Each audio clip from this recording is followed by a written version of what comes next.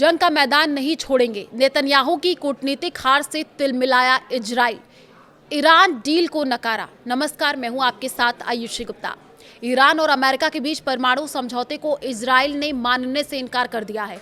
Israel के प्रधानमंत्री Benjamin Netanyahu ने अमेरिका के राष्ट्रपति डोनाल्ड ट्रंप को फोन करके इसकी जानकारी दी है। नेतन्याहू ने ट्रंप से कहा कि इजराइल की सेना लेबनान से पीछे नहीं हटेगी। इजराइल ईरान परमाणु समझौते को मानने के लिए बाध्य नहीं है। इजराइल ने समझौते में खुद को अलग थलग किए जाने के बाद ये कदम उठाया है। दरअसल ईरान समझौते में अमेरिका ने तेल अवीव की एक भी शर्तों को शामिल नहीं किया है। इसे इजराइल के प्रधानमंत्री नेतन्याहू के लिए झटका माना जा रहा है। ईरान डील नेतन्याहू की सबसे बड़ी हार कैसे है, अब ये आपको समझाते हैं। ईरान से जब डील पर बात चल रही थी तब अमेरिका ने इजराइल को इससे बाहर कर दिया, जिसके कारण इजराइल की शर्तों को डील में शामिल नहीं किया गया और इनमें ईरान के प्रॉक्सी को खत्म करना, लंबी दूरी के मिसाइल निर्माण पर रोक लगाना शामिल है। दूसरा क्या है वो भी समझिए।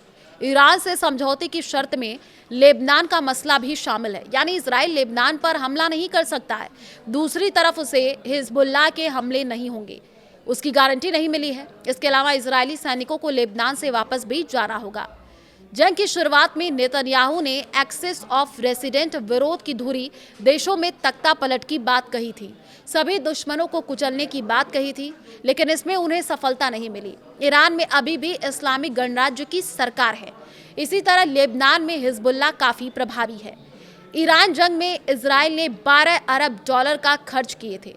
शुरू में उसे अमेरिका का भरपूर साथ मिला था, लेकिन आखिरी वक्त में अमेरिका ने उसे अकेला छोड़ दिया। इतना ही नहीं, अमेरिकी राष्ट्रपति डोनाल्ड ट्रंप ने कई मौकों पर इजराइल के प्रधानमंत्री को नीचे दिखाने की कोशिश की। नेतन्याहू ट्रंप को जवाब तक नहीं दे पाए।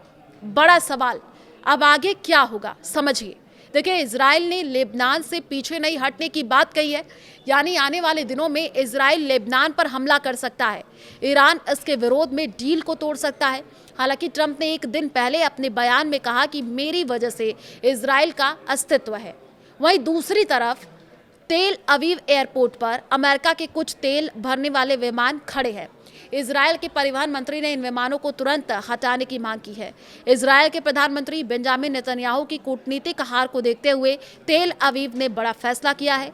इजराइल ने जंग के मैदान से बाहर न निकलने का फैसला किया है, यानी लेबनान पर इजराइल का हमला जारी रहेगा। इससे अमेरिका की टेंशन बढ़ सकती है।